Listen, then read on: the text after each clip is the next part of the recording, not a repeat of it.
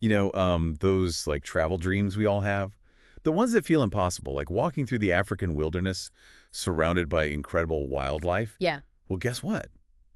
It's not a dream. It's a real possibility. hmm Today, we're taking a deep dive into walking safaris in South Africa's Kruger National Park. Oh, yeah. And let me tell you, it's an experience that truly redefines what a safari can be. We're using the Love to Visit South Africa newsletter as Yeah. our guide. hmm They have this fantastic perspective on experiencing the country like a local. So let's start with the big question. Why choose a walking safari over the traditional Jeep tours? Immersion. It's Okay. all about immersion. I imagine like tracking a rhino on foot, Wow. feeling the vibrations in the ground as it Oh approaches. my God. That's a level of connection you just can't get from a Jeep. Wow, that sends chills down my spine. The newsletter really emphasizes how walking safaris engage all your senses. You're not just observing from afar, you're part of the landscape. Exactly. You become attuned to the subtle nuances of the wilderness.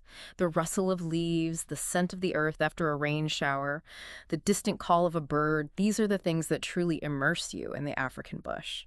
And that reminds me of something else the newsletter mentioned.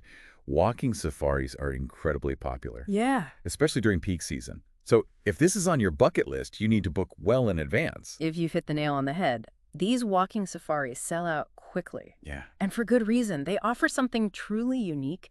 In fact, there are different types of walking safaris to choose from. There are half-day walks for a taste of the experience, full-day treks for a deeper dive, Wow. and even multi-day trails with camping under the stars for the ultimate immersion. Wow, camping under the African stars, that sounds incredible. And speaking of a desire for walking experiences, the Around the Web section of the newsletter mentioned a new walking trail in Johannesburg. Oh yes, the Melville copies. It's fascinating how this desire for connection with nature is growing even in urban environments. That makes me think of a time I went hiking in the Scottish Highlands. It was amazing how just being in nature, even for a short time, helped me de-stress and reconnect with myself. But let's get back to Kruger. There's something truly unique about walking in a landscape with such diverse wildlife. It's not just a hike, it's a safari adventure. Absolutely. And that's what we'll delve into next. What can you expect to experience on a Kruger walking safari? What makes it so special? Stay tuned. We'll be right back after a quick word from our sponsors. So we've established that walking safaris offer a different kind of immersion, but what does that actually look like in Kruger? Well, imagine yourself walking through the Bushveld. Hold on. Bushveld. You're going to have to help me out with that one. Right, good point. Bushveld is a term for a specific type of subtropical woodland ecosystem Okay. found in southern Africa. It's characterized by grasslands interspersed with shrubs and trees. Ah, okay, I get it. It's like the iconic African savanna we see in all the nature documentaries. Precisely. Now imagine yourself walking through this landscape with an experienced guide. Someone who knows the lay of the land and can Yes. point out all the hidden wonders. Exactly. Your guide will teach you about the intricate workings of the ecosystem, from the smallest insects to the largest mammals. I bet they have some incredible stories to share too. Oh, absolutely. They'll tell you about the animals' habits, their tracks, and the signs they leave behind. It's like learning a secret language of the wilderness. So it's not just about spotting the big animals, it's about understanding the whole web of life. That's the beauty of it.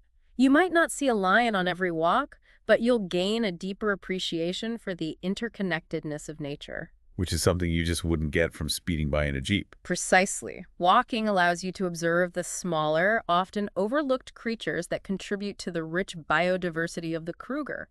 Think insects, reptiles, birds. You're immersed in a whole different level of the ecosystem. Speaking of immersing ourselves, the newsletter also touched on the Western Cape, specifically mentioning whale watching in Hermanus. Hermanus. It's one of the best spots in the world to see southern right whales. You can even watch them from the shore, especially during breeding season. Imagine witnessing a calf taking its first swim. That would be an unforgettable experience. Absolutely. And for history buffs, there's the Long Beach area, with a rich past dating back to the Khoisan people, the original inhabitants of the region. It's amazing to think about the layers of history embedded in these landscapes. It is indeed. But let's circle back to Kruger. If you're considering a walking safari, there are a few practical things to keep in mind. Okay, like what? Well, firstly, these walks aren't leisurely strolls. You'll be covering uneven terrain, potentially in hot and humid conditions. So stamina is a must. And a good sense of humor, I'd imagine. I can picture some hilarious moments trying to keep up with the group on those uneven trails. A sense of adventure is definitely key. And don't forget about practicalities like sturdy hiking boots, sun protection, and insect repellent. Good advice. Now, the newsletter didn't go into detail about specific operators within Kruger, but I imagine there are options for different group sizes and levels of intensity, right? You're absolutely right. Some operators might specialize in small, intimate groups, while others might offer larger group excursions. And similarly, some might focus on more challenging trails, while others cater to a more moderate pace. So it's all about finding the operator that aligns with your interests and comfort levels. Exactly. Think about what kind of experience you're seeking. Do you want a challenging trek through the wilderness or a more relaxed exploration? Do you prefer a small group or a larger one? And speaking of the group, what about safety when it comes to encountering potentially dangerous animals on foot?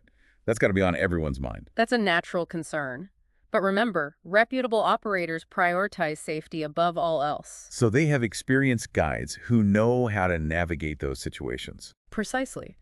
Their guides are trained to read animal behavior, assess risks, and take appropriate precautions to ensure the well-being of the group.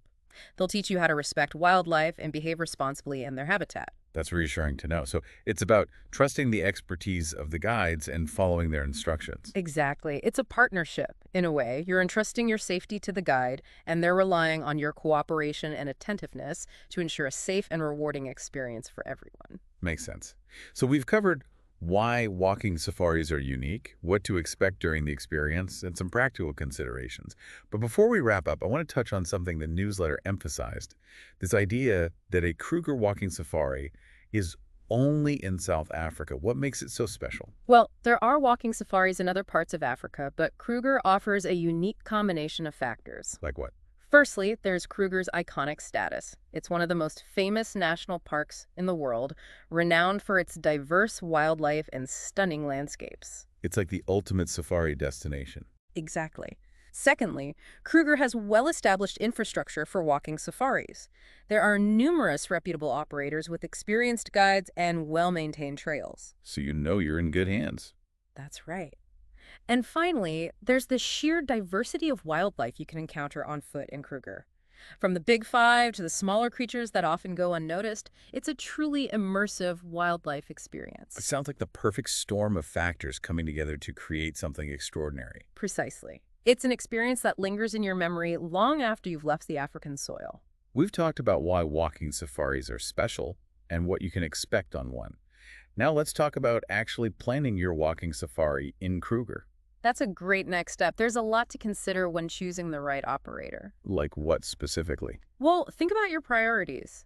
Do you want a luxurious experience with gourmet meals and comfortable lodging? Right. Or are you more interested in a rustic, back-to-basics adventure? Yeah, I guess that depends on the type of traveler you are. Exactly. And think about your budget. Walking safaris can range in price depending on the operator, the duration, and the level of luxury. The newsletter didn't mention specific operators, but I imagine there are resources available online to help with research. Absolutely. There are websites dedicated to safari planning, and you can also read reviews from past participants to get a feel for different operators. Reading reviews is always a good idea. You can learn a lot from other people's experiences. And don't be afraid to reach out to operators directly and ask questions. What kind of questions should people ask? Things like group size, the experience level of the guides, and the types of trails they cover. You can also inquire about their safety protocols and what kind of wildlife you can expect to encounter. It's all about finding the perfect fit for your needs and interests. Couldn't agree more. Now let's talk about another important aspect of planning, the best time to go. Oh, right, because seasonality probably plays a big role in the wildlife viewing experience. Exactly. Kruger has distinct wet and dry seasons, and each offers a different perspective on the park. So what's the best time for a walking safari? Well, the dry season, which runs from May to October, is generally considered the best time for wildlife viewing Why is that? because the vegetation is thinner, making it easier to spot animals, and the water sources are more concentrated, so animals tend to congregate around them. That makes sense. So if you're hoping to spot the big five, the dry season is the way to go. Generally speaking, yes. But the wet season, from November to April, has its own charms. Like what? Well, the landscape is lush and green, and there's a sense of renewal in the air. It's also a great time for bird watching, as many migratory species arrive. And the baby animals are born during the wet season, right? That's right. So if you're looking for cute factor, the wet season might be a good option. So there's really no bad time to visit Kruger. It just depends on your priorities. Exactly. Now, before we wrap up this deep dive, I want to circle back to something we touched on earlier. The sense of awe and wonder that comes with experiencing nature on foot. Oh, absolutely. It's something you just can't replicate from inside a vehicle. Imagine walking in the footsteps of elephants, feeling the ground tremble beneath your feet, Oh, wow. or listening to the chorus of birds' song as the sun rises over the savannah, It's a chance to connect with nature on a primal level. and to appreciate the fragility of these wild spaces and the importance of protecting them. Well said. So for our listeners, if you're dreaming of a walking safari in Kruger, I encourage you to take that first step. Do your research, choose the right operator, and prepare for an adventure that will stay with you forever. And remember that question we posed earlier. What sense do you think would be heightened the most as you walk through the African wilderness? Let that question guide your journey as you plan your dream walking safari in Kruger National Park. Until next time, happy exploring.